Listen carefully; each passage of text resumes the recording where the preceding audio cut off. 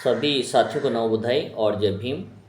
मित्रों, आज हम एक ऐसे महत्वपूर्ण विषय पर चर्चा करेंगे जिसको लेकर समाज में आए दिन तनाव और झगड़े होते रहते हैं। कहते हैं कि व्यक्ति अपने पिता की हत्यारे को तो आसानी से माफ़ कर सकता है, अपने माता पिता के अपमान करने वाले व्यक्ति को तो निशर्त वह माफ़ कर देता है। लेकिन यदि कोई उसके धर्म पर आक्षेप लगाएं या धर्म की आलोचना करे तो उसकी हत्या करने के लिए वह स्वयं हरदम तत्पर रहता है। इसी को कट्टरता कहते हैं। इसी को कट्टरता कहते हैं। तो व्यक्ति वही है जिसे कट्टरता नहीं बल्कि विनम्र होना चाहिए। व्यक्ति को सिद्धांत वही अपनाने चाहिए जो मानव के कल्याण के लिए लाभदायक हो। हम ऐसे ही एक विषय पर आज चर्चा करेंगे जिसे कहा जाता है धम्म। गौतम बुद्ध के आश्रम में जब चर्चा चल रही थी तो अपने शिष्यों ने तथागत गौतम से पूछा कि हे तथागत, ये बताइए कि धम्म और धर्म में क्या अंतर है। क्या धम्म ही धर्म है और क्या धर्म ही धम्म है? ये दोनों एक ही हैं कि इन दोनों के अलग अलग अर्थ हैं? तथागत गौतम बुद्ध ने अपने शिष्यों को संतुष्ट करने के लिए धम्म का एक विस्तार से वर्णन किया और उन्होंने स्पष्ट किया कि धम्म वो नहीं है जो लोगों को आडंबर की ओर ले जाता है। धम्म और धर्म में रात और दिन का अंतर है। तथागत गौतम ने कहा कि धर्म में आप ईश्वर के खिलाफ नहीं बोल सकते। धर्म में आप ईश्वर के खिलाफ नहीं बोल सकते हैं। धर्म ग्रंथों की कभी भी अवहेलना नहीं कर सकते हैं। अपनी बुद्धि का प्रयोग नहीं कर सकते हैं। अर्थात जो धर्म ग्रंथों में लिखा है उसे ही आपको सत्य मानना होगा और उसी के अनुरूप आपको आचरण करना होगा। यदि तनिक भी आप उसमें रद्दोबदल करते हैं तो समाज और ईश्वर आपके खिलाफ हो जाता है। ऐसा धर्म के अंदर कहा गया है। जबकि धम्म ये कहता है कि धम्म में तो आप स्वयं जांचने, परखने और अपनी बुद्धि का प्रयोग करने की शिक्षा देते हैं। तथागत गौतम बुद्ध ने स्पष्ट कहा है कि मैं जो कह रहा हूँ उसे यूं ही मत मान लेना। जो धर्म ग्रंथों में लिखा है उसे यूं ही मत मान लेना। उसे आप स्वयं परखना, अपनी बुद्धि के तर्क के आधार पर उसको तोलने का प्रयास करना और जो सत्य लगे उसी को अपनाना, अन्यथा छोड़ देना और आगे बढ़ जाना। ये मूल अंतर हैं धर्म और धम्म में। तो धम्म तर्क और शिक्षा पर आधारित है, जिसमें आप अपने तर्क के द्वारा पुराने सिद्धांतों को बदलने की बात कर सकते हैं, उन्हें छोड़ने की बात कर सकते हैं। और धर्म के अंदर आप ऐसा कदापि नहीं कर सकते हैं। धर्म कहता है कि तेरा भला करने तथा कथित कोई ईश्वर या कोई ईश्वर का प्रतिनिधि इस धरती पर आएगा जो कि तुम्हारा कल्याण करेगा। जबकि धम्म कहता है अपदीपो भव, अर्थात आप अपने स्वयं दीपक बने। इस धरती में कोई नहीं है जो तुम्हारा उद्धार कर सकता है,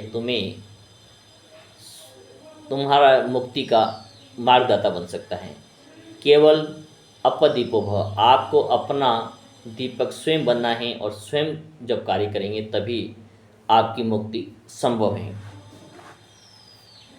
बुद्ध कहते हैं कि मैं मुक्तिदाता हूँ, ना मैं मोक्षदाता हूँ, मैं सिर्फ मार्गदाता हूँ।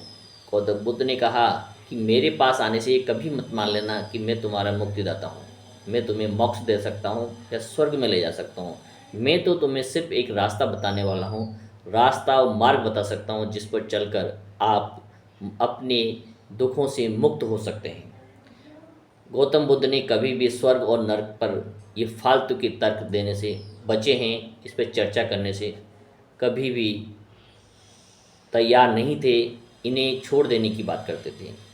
तो कुछ ऐसे विषय हैं जिस पे तर्क करने से कोई भी चीज़ हासिल नहीं हो सकती हैं, तो ऐसे व्यर्थ के तर्कों में पढ़ने से वो बचने का आह्वान करते थे। धम्म जीवन जीने की सर्वोत्तम एक मानवतावादी आधार पर चलने वाली एक परंपरा है। ने कहा कि जीवन को सर्वोत्तम मानवतावादी बनाना धम्म का मुख्य उद्देश्य है। बहुत से लोग मानते होंगे कि धर्म और धम्म एक ही हैं, उनको विश्लेषण करने की ज़रूरत है। और विश्लेषण किस प्रकार से किया जा सकता है, ये बात स्पष्ट रूप से तथागत गौतम बुद्ध ने अपने शिष्यों को बताई। धम्म में जन्म लेना पड़ता है। धर्म जो होता है, धर्म के अंदर व्यक्ति को जन्म लेना पड़ता है, जबकि धम्म में शिक्षा प्राप्त करनी पड़ती है। धर्म व्यक्ति को जन्म के साथ ही प्राप्त हो जाता है। जो उसके पिता का धर्म होता है वो उसे स्वतः प्राप्त हो जाता है। लेकिन धर्म का सदस्य बनने के लिए व्यक्ति को शिक्षा ग्रहण करनी पड़ती है। धर्म के मार्ग को सीखना पड़ता है, पढ़ना पड़ता है, उस पर चलना पड़ता है, तब वो उसका एक हिस्सेदार बन सकता है। बुद्ध ने कहा कि धर्म में अतार्किकता है।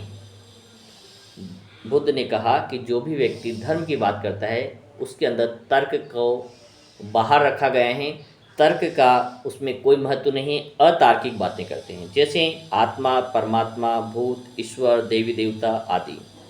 जबकि धम्म वैज्ञानिक दृष्टिकोण पर आधारित है। धर्म तर्क पर आधारित है। धम्म हमेशा बिना तर्क के किसी भी बात को सुनने की सहमति नहीं देता है। वो कहता है हर बात पे अपना तर्क करें, प्रश्न लगाएं, और जब यदि आपको उत्तर मिल जाए तो उसे स्वीकार करने, अन्यथा छोड़ दें। धम्म तर्क पर आधारित है। धम्म तर्क और बुद्धि को प्राथमिकता देता है, इसलिए ईश्वर को नकारता है। इसलिए धम्म को मानने वाले व्यक्ति ईश्वर की कल्पना में नहीं पड़ते हैं और वो हर चीज़ को तर्क के आधार पर, बुद्धि के आधार पर स्वीकार करने की बात करते हैं। धर्म में असमानता है, भेदभाव है, ऊंच नीच है। चाहे कोई सा भी धर्म आप देख लें तो उसमें जाति के आधार पे, वर्ण के आधार पे, जन्म के आधार पर भेदभाव पाया जाता है। जबकि धम्म में सब व्यक्ति समान हैं। सब व्यक्ति समान है, कोई भी भेदभाव नहीं है। धम्म एक शिक्षा है, एक ज्ञान है, एक सबके लिए है। और धर्म में किसी धर्म में विभाजन पाया जाता है। धम्म एक ऐसी संस्था है, ऐसा विचार है। धर्म के अंदर किसी प्रकार का कोई भेदभाव नहीं पाया जाता है, न जाति के आधार पे, न वर्ण के आधार पे, न जन्म के आधार पे।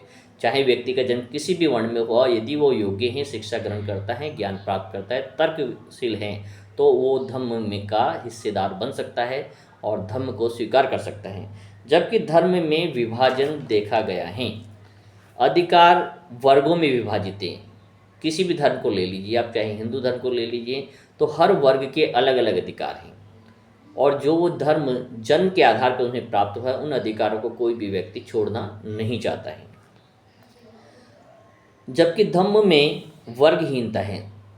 बौद्ध धर्म में किसी प्रकार का वर्गीकरण नहीं पाया जाता है। सभी लोगों को समान इक्वलिटी की दृष्टि से देखा जाता है। अधिकार और ज्ञान सभी के लिए खुले हैं। कोई भी व्यक्ति किसी भी वर्ण का हो, पर्याप्त ज्ञान प्राप्त कर सकता है, ज्ञान की पराकाष्ठा तक पहुंच सकता है और बुद्ध बन सकता है। धर्म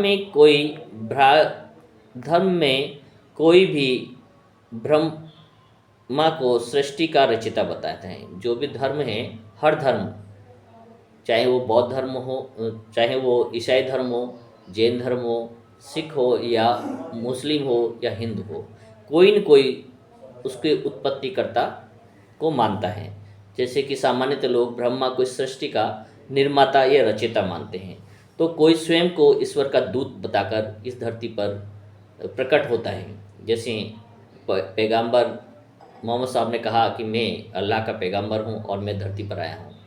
इसी प्रकार से अनेक यीशु मसीह ने कहा कि मैं गॉड का पुत्र हूँ और मैं ये धरती पर उनका प्रतिनिधि बन के आया हूँ। इस प्रकार से अनेक धर्मों में कोई न कोई ईश्वर का प्रतिनिधि बनकर इस धरती पर पुजाने का प्रयास करता है या उसका स्वामी बनने का प्रयास करता है।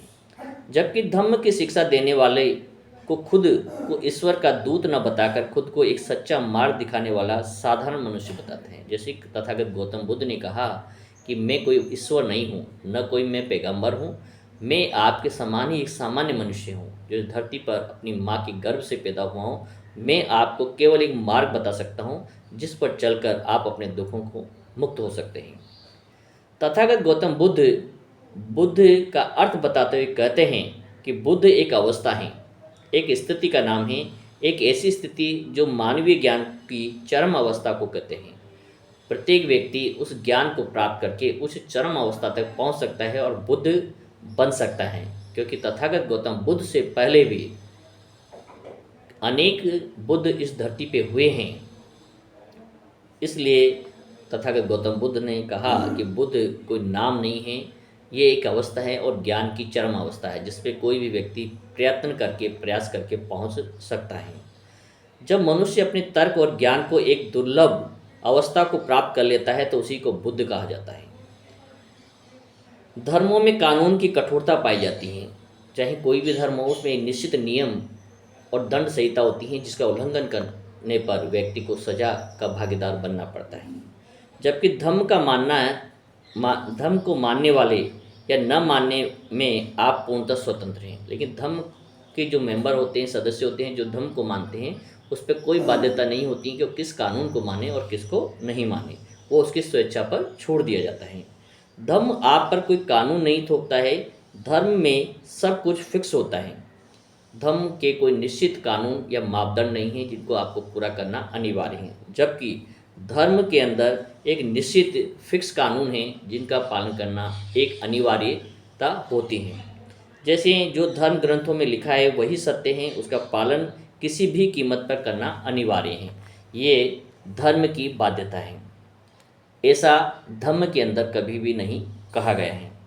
जबकि धर्म परिस्थितियों पर आधारित है, पर मानव हित के लिए परिवर्तन को महत्वपूर्ण मानता है।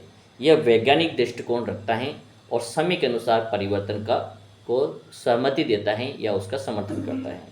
धर्म ज्ञान है, इसलिए इससे तर्क वितर्क और शिक्षा में बढ़ोतरी हो सकती है। धर्म का मानना है कि जब तक आप तर्क नहीं करेंगे, वितर्क नहीं करेंगे, चर्चा नहीं करेंगे, तब तक आपका ज्ञान परिष्कृत नहीं हो सकता है, आपका जो सोचने समझने की बुद्धि का विकास नहीं हो सकता है। उसके लिए धर्म में पूर्ण स्वतंत्रता दी गई है।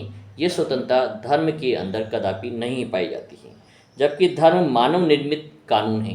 धर्म का निर्माण मनुष्य ने अपने स्वार्थ के लिए किया है, एक कानून बनाया है, आचार संहिता बनाई है जिसका पालन करना हर व्यक्ति के लिए अनिवार्य कर दिया गया है। ऐसा धर्म में नहीं है।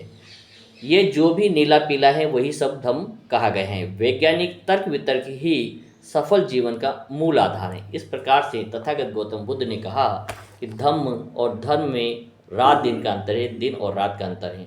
धर्म मानव को सभी बंधनों से मुक्त करता है और ज्ञान की पराकाष्ठा तक जाने का अवसर प्रदान करता है।